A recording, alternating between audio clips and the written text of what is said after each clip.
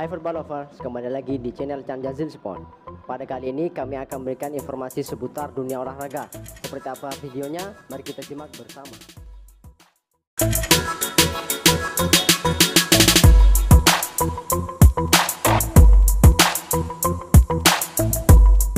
Enggak ada yang enggak mungkin.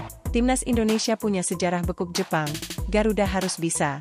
Timnas Indonesia akan menghadapi Timnas Jepang di laga penyisihan Grup D Piala Asia 2023. Duel digelar di Al-Thumama Stadium, Doha, Qatar, Rabu 24 Januari 2024. Di atas kertas, Jepang lebih diunggulkan. Baik dari kualitas pemain dan juga ranking FIFA. Indonesia kini menempati ranking 146 FIFA. Jepang jauh di atas di peringkat 17 dunia. Para pemain Jepang banyak yang bermain di liga-liga top Eropa.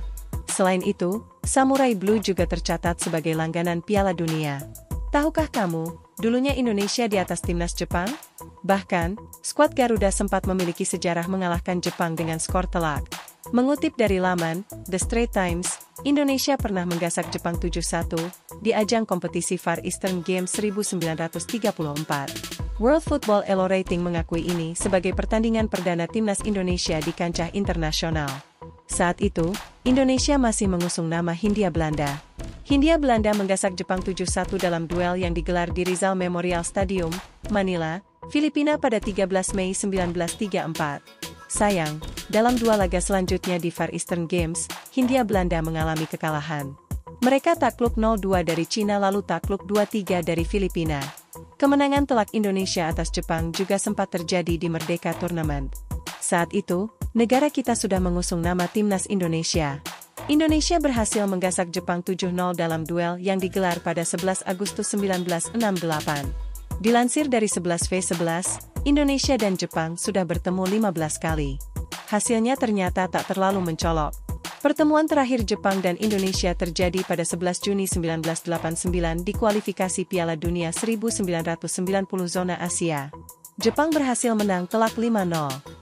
Nah, itulah fakta dan beberapa data yang bisa buat bahan oleh pelatih Shin Tae-yong untuk menggasak mental para pemain timnas Indonesia di level Asia ini di ajang Piala AFC Asian Cup Qatar 2023 tahun 2024.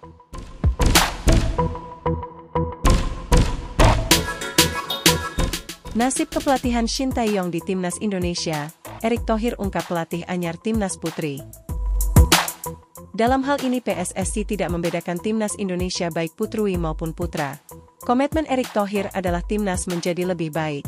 Menjelang laga krusial timnas Indonesia versus Jepang di matchday pamungkas Grup D Piala Asia 2023 Qatar, Shin Tae-yong terus asah mentalitas para pemain. Media asing dan pengamat sepak bola tanah air menyebutkan bahwa laga ini sekaligus menjadi laga pembuktian pelatih asal Korea Selatan itu di skuad Garuda usai banyaknya naturalisasi di timnas Indonesia. Sungguh ini hal yang di luar dugaan. Mengutip dari tayangan YouTube Coach Justin pada Selasa 23 Januari 2024 yang diunggah pada Senin 22 Januari malam, nasib dan permainan timnas Indonesia kian diuji oleh permainan dengan berhadapan langsung dengan Jepang usai bermain luar biasa ketika membekuk Vietnam di laga kedua Grup D kemarin. Sejatinya timnas kita punya pemain dengan potensi baik, tetapi mental mereka perlu digenjot lagi. Soal ganti pelatih timnas, PSSI punya kriteria sendiri. Jika Shin Tae-yong mau diganti ya mungkin lebih cocok dengan pelatih Jose Mourinho, pelatih yang kini menganggur usai hengkang dari AS Roma Liga Italia, namun ini menjadi spekulasi yang mustahil.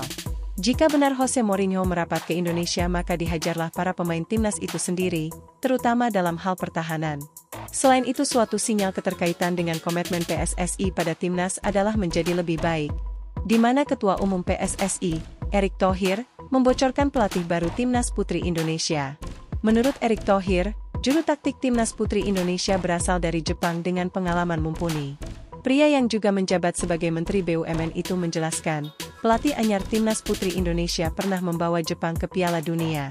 Nantinya, Erick Thohir mengatakan, sang pelatih timnas putri Indonesia tersebut akan datang ke Indonesia pada 19 Februari 2024. Pada tanggal 19 Februari pelatih tim nasional kita dari Jepang akan hadir.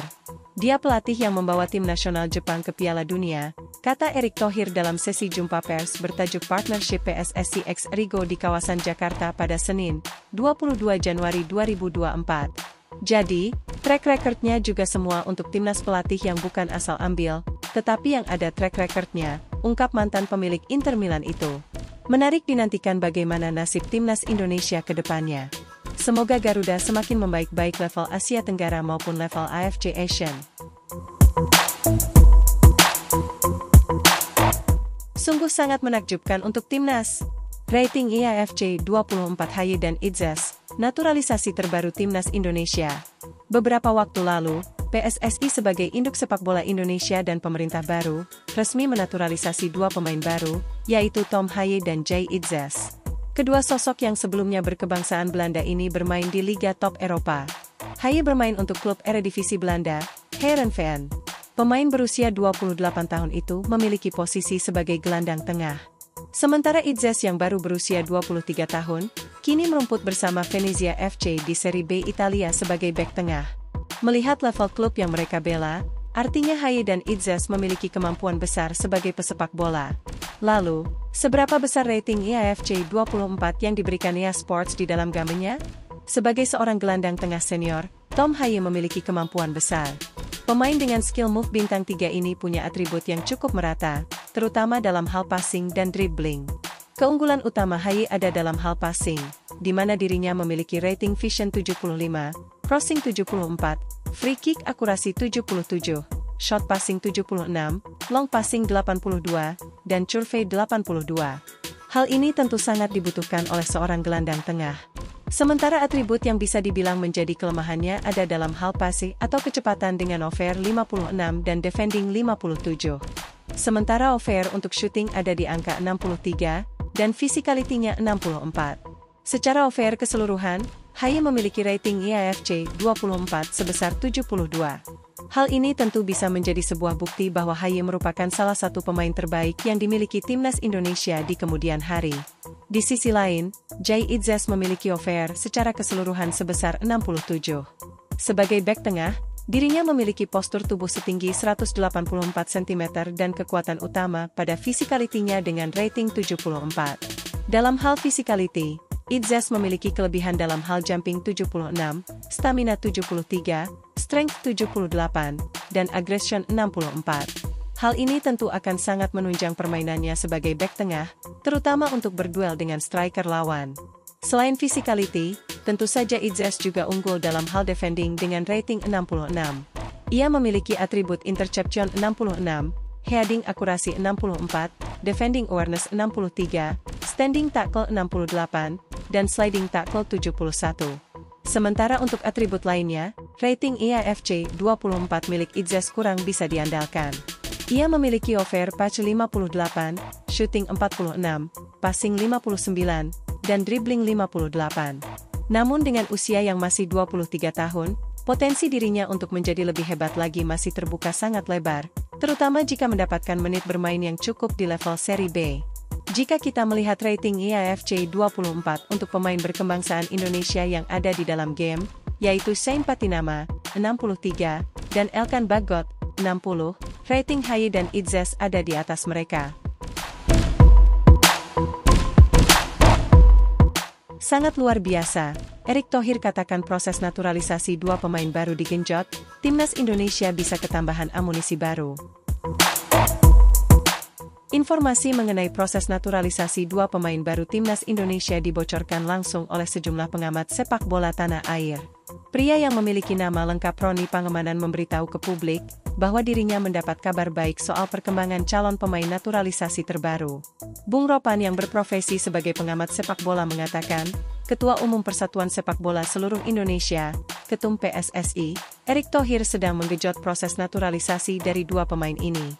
Dua pemain yang sedang diupayakan Erick Thohir agar bisa membela timnas Indonesia ketika melawan Vietnam di kualifikasi Piala Dunia 2026 adalah Ragnar Oratmangun dan Tom Haye. Dua pemain Eredivisie itu diharapkan bisa tampil untuk melawan rival skuad Garuda, yakni Vietnam. Saya coba untuk berbicara, ngobrol lewat WA dengan Pak Ketua Umum, menanyakan ini, proses Ragnar dan Tom.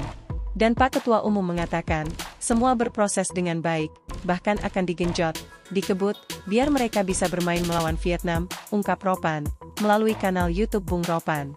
Skuad asuhan Shin Taeyong diketahui akan tampil melawan Vietnam di fase kedua ajang kualifikasi Piala Dunia 2026 pada Maret 2024. Pertandingan pertama dilaksanakan di Stadion Utama Gelora Bung Karno, Jakarta, pada 21 Maret 2024. Dan pertandingan kedua melawan DN Star terjadi di Vietnam, pada 26 Maret 2024. Oleh sebabnya, diharapkan Tom Haye dan Ragnar Oratmangon segera bisa rampung proses naturalisasinya. Nah, Pak Erik kemarin mengatakan, mudah-mudahan, di akhir Februari atau awal Maret mereka sudah tuntas sehingga berkesempatan tampil menghadapi Vietnam, dan ini fokusnya dulu kedua pemain, ucap Ropan.